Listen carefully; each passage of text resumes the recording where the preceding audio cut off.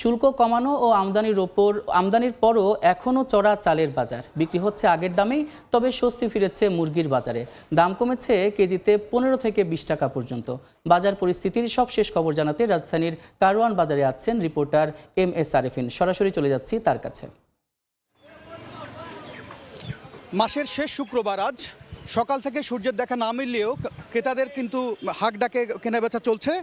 এবং শুরুতেই যেটি জানিয়ে রাখতে চাই যে সপ্তাহের শুরুতেই যেটি দাম কমতির খবর রয়েছে আমার কাছে মুরগির বাজারে। সোনালী মুরগি গত সপ্তাহে যেটি 320 থেকে 330 টাকায় বিক্রি হয়েছিল, আজকে কিন্তু সেটি 280 থেকে 290 টাকায় বিক্রি হচ্ছে। এছাড়া ব্রয়লার মুরগির দামও কিন্তু কেজিতে 15 থেকে 20 টাকা কমেছে, আজকে বিক্রি হচ্ছে 180 থেকে 185 টাকায়। এটি কিন্তু গত সপ্তাহে বিক্রি হয়েছিল 190 থেকে 200 টাকায়। এছাড়া গত এক মাস ধরে চালের বাজারে যে অস্থিরতা, অর্থাৎ 6 থেকে 8 টাকা পর্যন্ত চালের যে দাম বেড়েছিল সেটির কমতির কিন্তু কোনো খবর এই মুহূর্তে নেই। কারণ হচ্ছে যে বিক্রেতারা বলছেন যে মিল মালিকেরা ধানের দাম বেড়েছে এই অজুহাতেই কিন্তু তারা চালের দাম কোনোভাবেই কমাচ্ছেন না। যদিও গত মাসে চাল বৃদ্ধির পরে সরকার শুল্ক কমিয়ে আমদানির যে উদ্যোগ নিয়েছিল তার কিন্তু কোনো প্রভাবই বাজারে পড়েনি। মিনিকেট আজকের বাজারে মিনিকেট বিক্রি হচ্ছে প্রায় 80 টাকা কেজি, এবং এছাড়া নাজির চাল বিক্রি হচ্ছে 80 থেকে 90 টাকায়। যেটি মোটা চাল গটি স্বর্ণা সেটি কিন্তু 58 থেকে 60 টাকায় বিক্রি হচ্ছে। আমাদেরকে বিক্রেতারা যেটি জানিয়েছেন যে আমদানির যে বিষয়টি সেটি কোম্পানিদের কাছে থাকার কারণে কিন্তু তারা তাল আমদানি করে প্যাকেটজাত করে আবারও বেশি মূল্যেই বাজারে সরবরাহ করছে, যে কারণে দামটি আসলে কমছে না। যদি স্থানীয় পর্যায়ে বাজারগুলোতে যদি বিক্রেতাদেরকে আমদানির সুযোগ দেওয়া হয়, সেক্ষেত্রে কিন্তু তারা আমদানি করলে বাজারে চালের মূল্যে কিছুটা স্থিতিশীল হবে, এটি কিন্তু বলছেন তারা।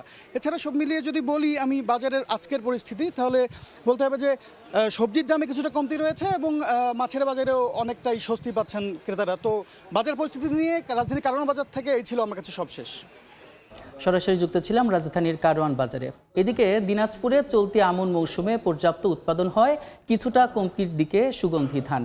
সপ্তাহ ব্যবধানে চিকন ধানে মন প্রতি দর কমেছে 150 থেকে 200 টাকা। বিস্তারিত জানাতে জেলার গোপালগঞ্জ ধানের হাটে আছেন সহকর্মী গোলাম নবী দুলাল। সরাসরি যাচ্ছি তার কাছে। দুলাল,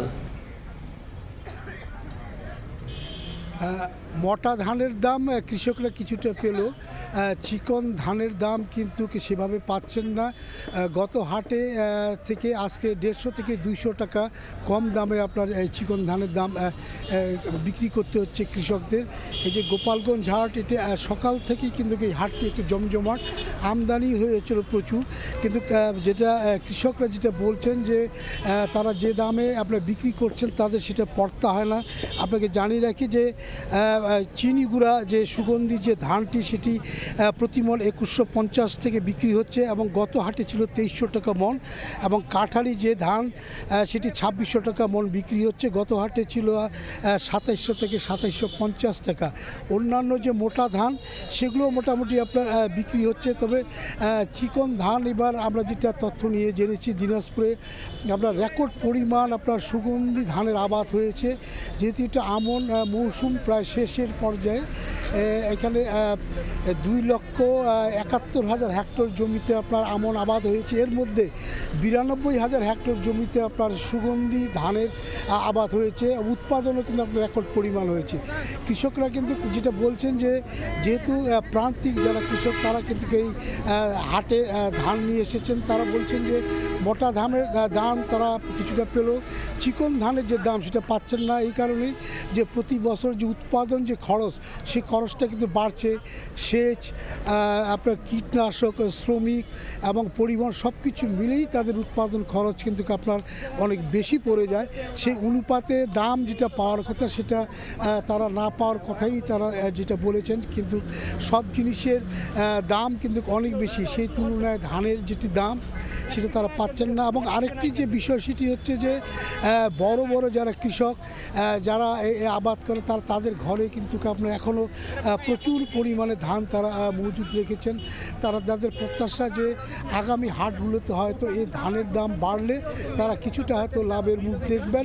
এদিকে জেলা খাদ্য বিভাগ দিনাজপুরে ধান আপনার লক্ষ্যমাত্রা যেটা নির্ধারণ করা হয়েছিল, আমরা যেটা তথ্য নিয়ে জেনে জেনেছি জেলা খাদ্য বিভাগের কাছ থেকে কৃষকরা কিন্তু এ পর্যন্ত সেভাবে আপনার সরকারি গোডাউনে ধান দেয়নি।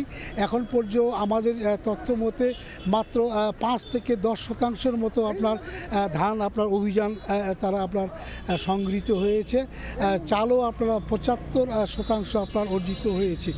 এই যে ধানের যে হাট, এই হাট আপনার যারা কৃষকরা যারা নিয়ে আসছেন তারা যেটা বারংবার যেটা বলেন যে সরকার যে রেটটা দেন সেই রেট অনুযায়ী তাদের পড়তা পড়ে না। তারা যেটা বারবার বলেন যে কৃষি উপকরণের যেটা সরকার দেয়, বিশেষ কিছু কীটনাশক এবং সার, সেগুলো তারা আরও স্বল্প মূল্যে এবং তারা ভর্তুকি মূল্যে তারা আশা করেন।